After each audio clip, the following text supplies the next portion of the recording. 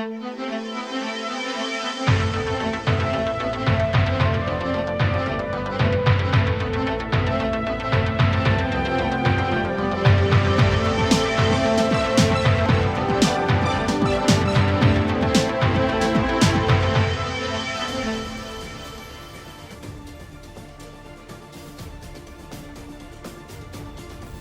the news, President Muhammadu Buhari orders ministers seeking elected positions to resign before May 16th.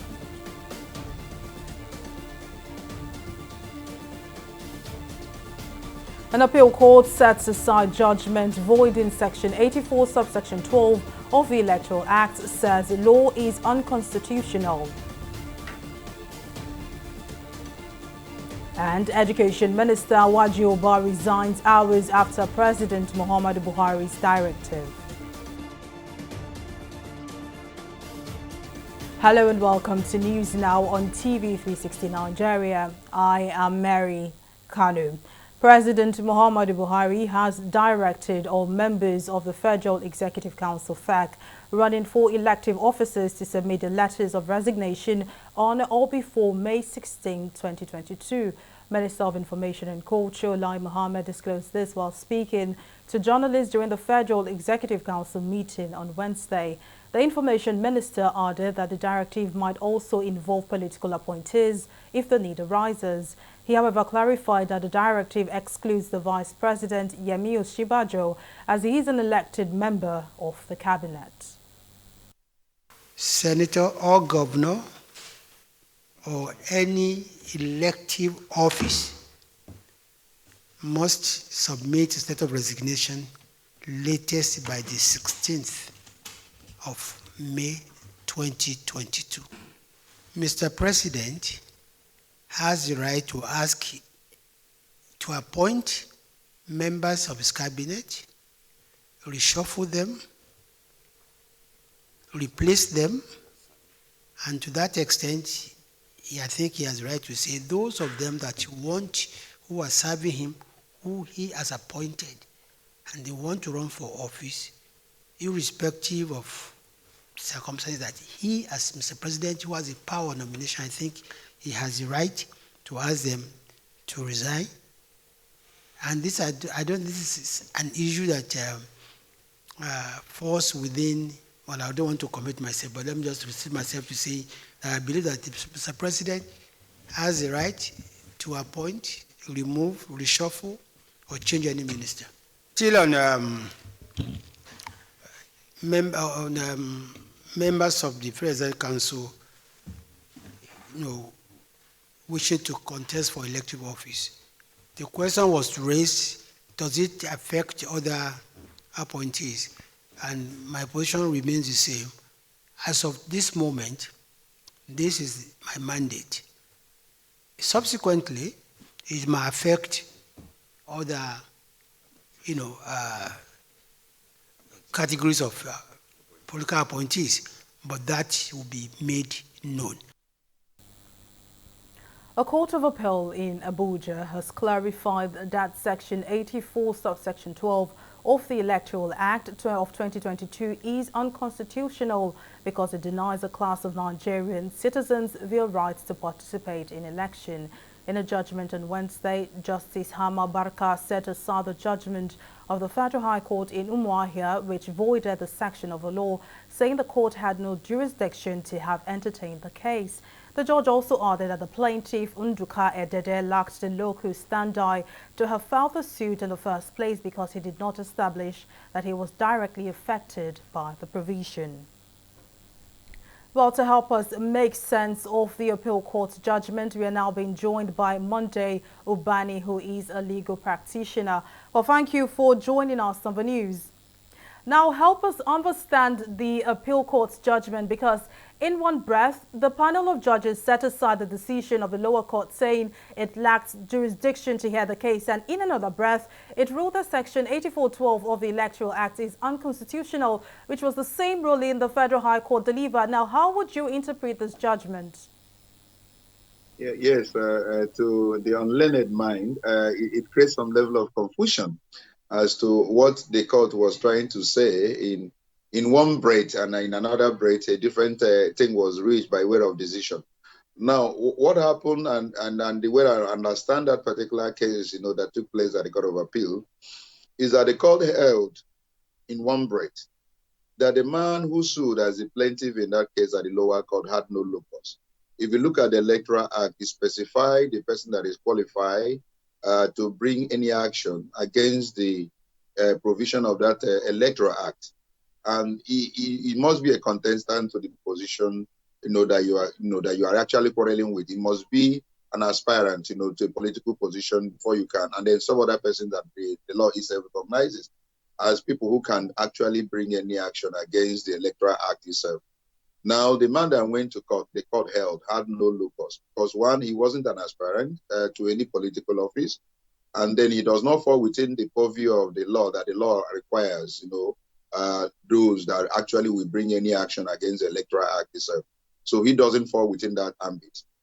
Now, the court decided now to handle and give a decision on the merit. What is actually the position of the court with regards to that particular section, which says for you to contest an election as an appointee of any of the executive, you have to resign, not as required by the Constitution. The Constitution says 30 days. But this particular act is saying at any point in time you indicate interest that you want to contest any elective position. When you are an appointed person, you have to resign.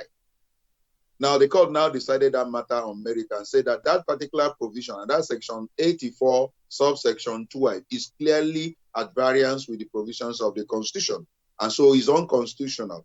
And the position of the law is that if there is any act that is enacted by the National Assembly that runs contrary to the express provision of the Constitution, that particular law or that particular section or that particular provision of the law will be regarded null and void to the extent of its inconsistency with the provision of the Constitution. And so what has happened is that the Court of Appeal has actually upheld the view of the High Court in Umuahia. The only difference the court made in that decision is to say that the man who came to court in the first place has no locus. So he had no right to have even initiated the case in the first place. But let's decide the matter on merit and look at the provision of that law, whether it qualifies as a law that is clearly consistent with the provision of the Constitution. And the court held to the contrary, that that law is contrary to the provision of the Constitution. And to that extent, it cannot stand. Now, which then leads to the next question of with the 2023 general election just months away. Now, what does this development mean for political appointees, especially after President Buhari's order to ministers with political ambitions in his cabinet to resign by May 16th? Now, what would you make of this? I am sure that the president made that particular pronouncement based upon the uncertainty of the law. Remember that this matter is pending before the Court of Appeal, and the president is also being careful not to allow those who may have some level of political ambition, to lose out at the end of the day if the Court of Appeal reaches a contrary decision. And so he also finds it very a bit worrisome that some of them who are actually going for political position are still sitting tight, contrary to majority of the opinion of various persons that they ought to resign. So to give room, not allow certain persons to be disqualified at the end of the day when a decision is reached contrary by the Court of Appellate Court. And that may be the reason why the president said, look, if you are really ambitious for any political position, why don't you, let go of the appointment you have presently and go and pursue your political career and all that. That's why he has given them time. But I'm not sure he was probably aware of this decision that was reached later in the day. So I don't know whether the government will come up with another position. But the present position of the law, as I speak, is that if you are an appointee of the government and you want to pursue any political ambition in the present dispensation, according to the Constitution, you have only 30 days within which to resign before you can pursue whatever you want to pursue. That is what the Constitution says, 30 days before the election. So whether the president will now modify that directive he has given through the minister today, or he will stick to that order that they should resign on or before Monday, is something that is within the realms of speculation. But I don't know what will be the outcome of whatever later decision will be taken in this matter. But as I said earlier, the president is doing this because he doesn't want to create confusion. We are not too sure what the Court of Appeal will reach as a decision. Now that the Court of Appeal has said that it's clearly unconstitutional for Section 84 to be a law enacted by National Assembly, I don't know whether they will change their mind. And that is the position of the law now, that that particular law has actually been nullified. Well, all right. Now, Monday Ubani, legal practitioner, thank you for joining us on the news and for your contributions. Now, moving on, the Minister of State for Education and 2023 presidential aspirant Emeka Nwajoba has resigned his appointment as the country's minister. This is coming a few hours after President Muhammadu Buhari ordered members of the Federal Executive Council who are vying for elected positions in the coming general elections to resign on or before May 16, 2022. Similarly, the Minister of Science and Technology, Ogbonnaya Onu, has resigned his appointment as a member of FAC. Onu submitted his letter of resignation to the Secretary to the Government of the Federation, Boss Mustafa. Reacting to the development, President Muhammadu Buhari praised the ministers for braving the odds to quit to avoid conflict of interest. He, however, added that he expects all the members of the council seeking to be president to resign with immediate effect. And the Senate has received the nomination of Senator Danjuma Laha as the new Deputy Minority Whip of the Senate from the People's Democratic Party, PDP. Laha's nomination was contained in a letter signed by the National Secretary of the PDP, Senator Samuel Anyanwu, and addressed to the Senate President Ahmad Lawan.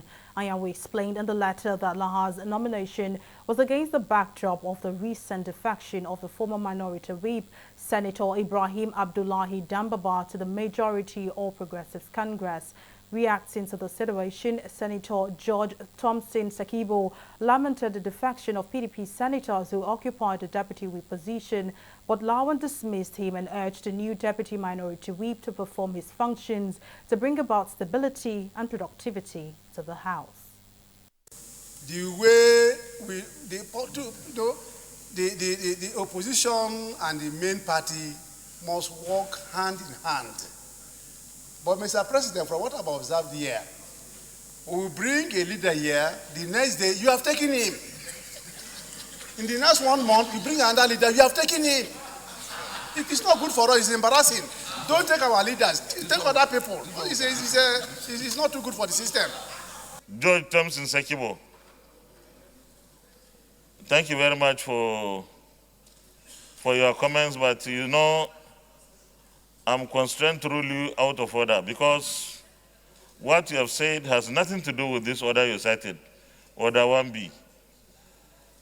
But before I rule you out of order, I can see you advertising yourself because you are complaining that only the leadership of the minority or the opposition has been taken.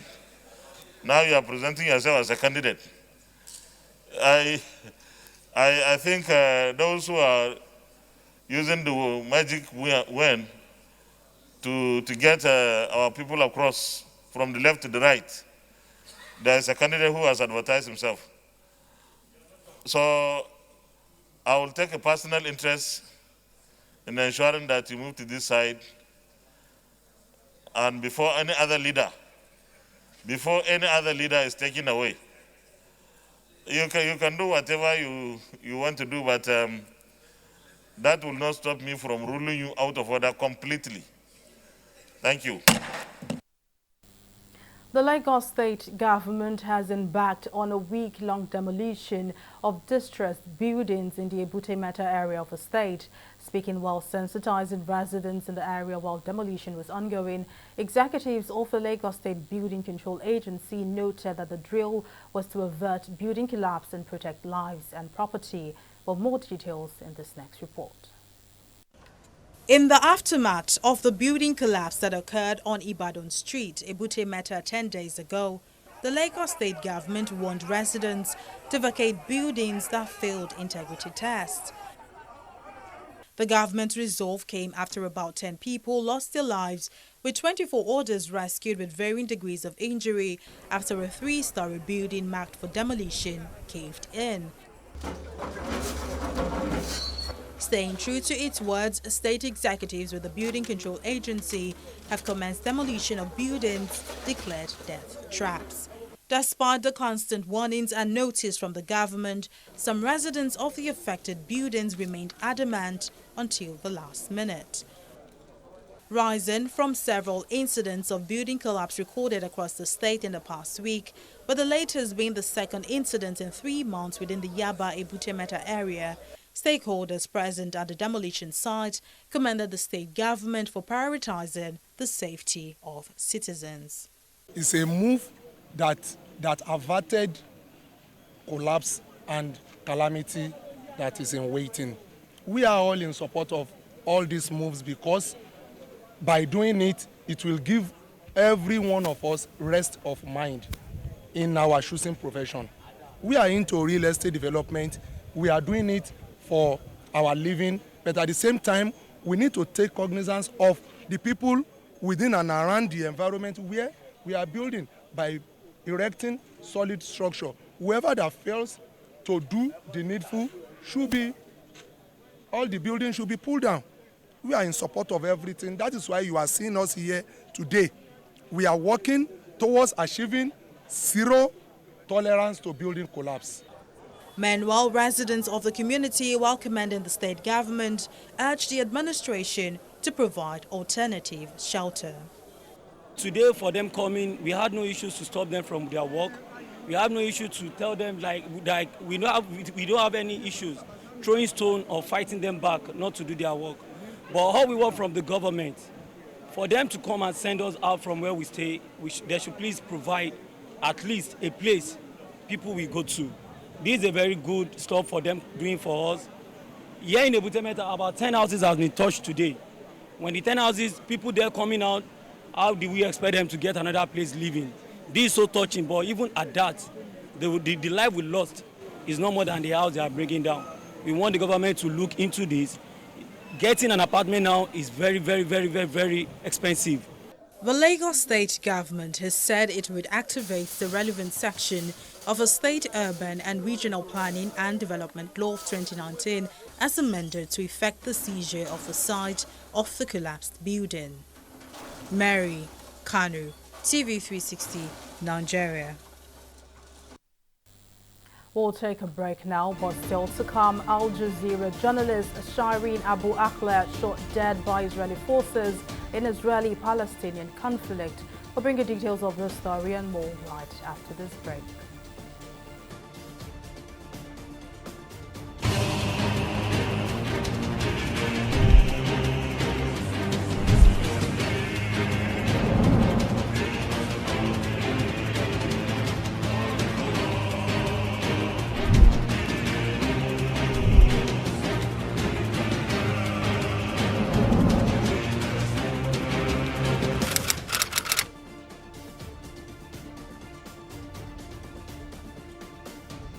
Welcome back. Now here is a quick recap of some of our top stories tonight. President Muhammadu Buhari has directed all members of the Federal Executive Council running for elective offices to submit their letters of resignation on or before May 16, 2022. Minister of Information and Culture Lai Mohammed disclosed this while speaking to journalists during the Federal Executive Council meeting on Wednesday. The minister, however, clarified that the directive excludes the Vice President Yemi Osinbajo because he's an elected member of the cabinet. We also told you that a court of appeal in Abuja has clarified that Section 84, subsection 12 of the Electoral Act of 2022 is unconstitutional because it denies a class of Nigerian citizens their rights to participate in election. In a judgment on Wednesday, Justice Hama Barka set aside the judgment of the Federal High Court in Muahia, which voided the section of the law saying the court had no jurisdiction to have entertained the case. Well, in case you missed any of the news bulletin or for more updates, do log on to our website on www.tv360nigeria.com. You can also follow us on our social media platforms on Twitter, Instagram, YouTube and Google Plus at TV360 Nigeria. On Facebook, we're at TV360 Online.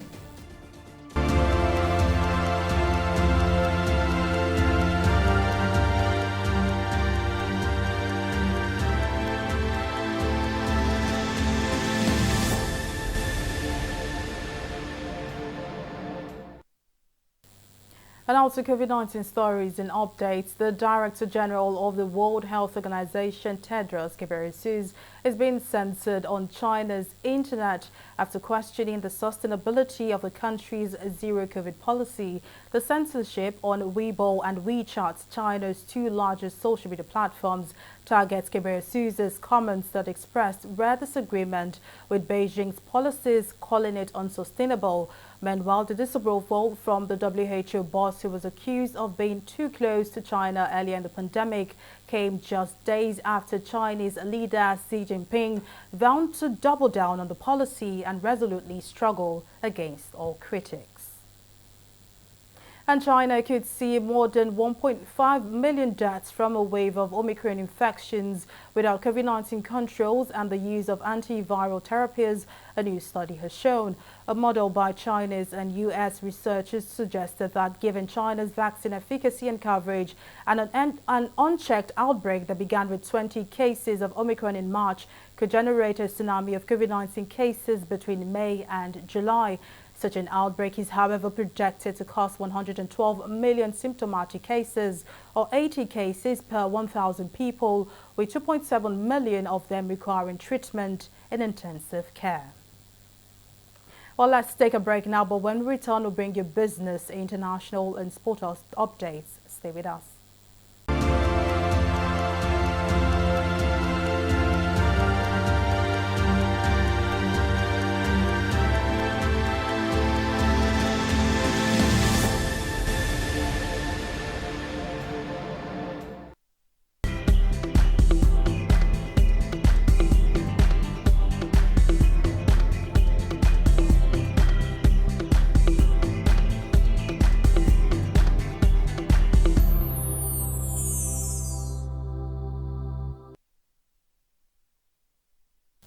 Welcome back. Simisola Digo now joins us with business updates. Simisola, over to you. Thank you, Mary. Welcome to business. Telecommunication companies under the aegis of the Association of Licensed Telecoms Operators of Nigeria have said that the removal of multiple taxes in the telecoms industry will reduce part of the operational pressure on telcos. Chairman of the association, Gbenga Adebayo, while speaking to newsmen, explained that telcos were facing difficulties operating in the nation, which is affecting their bottom line and cost line. According to Adebayo, there is a need to remove the barriers to smooth operations in the telecoms industry. He, however, added that even if the government removed these taxes, the current pricing regime might still not be sufficient to cover the operational cost for telecom companies.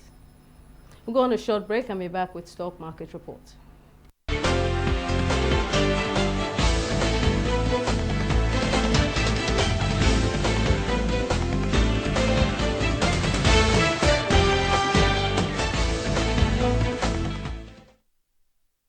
The bulls took dominance on the Nigerian Stock Exchange on Wednesday, reversing losses from Tuesday's week trading session. Investors gained 1 trillion naira week to date, according to Tuesday's prediction of a rebound. The benchmark all-share index saw an appreciation of 1.99%, while all-share index saw an appreciation of 1.99% to close at 52,838 basis points, while current market capitalization stands at 28.4 trillion naira. Wednesday's trading ended with 43 gainers and 27 losers. Okomo Oil and CWG led the gainers group, combining a gain of 206 naira 69 kobo.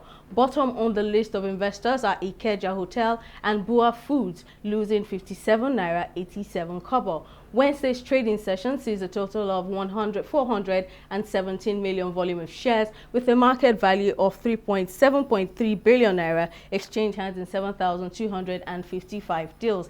It's rare to see all three of our select global stocks, UK's FTSE, US Dow Jones, and Japan's Nikkei, end with positive earnings. Each stock had recorded a rise of 1.44%, 0.14%, and 0.18% respectively. Generally, among the global stocks positives, its relative strength line is at new highs, indicating big stock market outperformance during the current stock market correction. Well, that's all on Stock Market Report. Back to you, Mary. Well, thank you for that update, Simisola. And now on the global scene, Shireen Abu Akleh, an Al Jazeera journalist, has been reportedly killed while covering an Israeli raid in the occupied West Bank town of Jenin, a Palestinian city, in the early hours of Wednesday. The 51-year-old journalist, who was born in Jerusalem, began working for Al Jazeera in 1997 and had reported on camera from across the Palestinian territories. Shireen, who was fully kitted in a protective press vest, was said to have been shot in the head by Israeli forces. According to a statement released by Al Jazeera, the circumstances surrounding her death is still unclear, but videos of the incident show that she was shot in the head. Well, it's time for entertainment reports on News Now.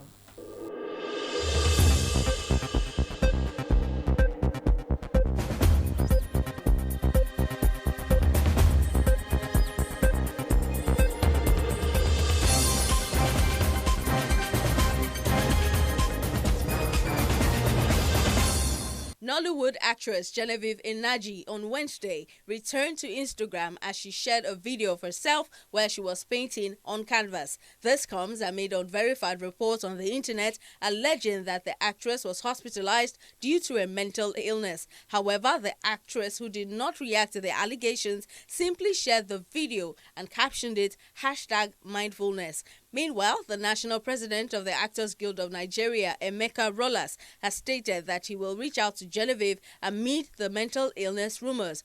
Rollas made this known in a recent interview on Tuesday after the actress had deleted all her posts on her Instagram page, sparking concerns among her fans. Nigerian singers Davido and Burna Boy are both set to release songs from their next albums on the same day, May 13, 2022. Making the announcement on Instagram, Burna Boy revealed that the single Last Last is off his next album. Burna's announcement came a few hours after Davido announced his first song, Stand Strong, off his next album as well. Speaking on the song on his Instagram page on Tuesday, Davido noted that the song will be something different from the usual, as it talks about the other part of his world where every day is a battle. And that is all on the entertainment segment of News Now.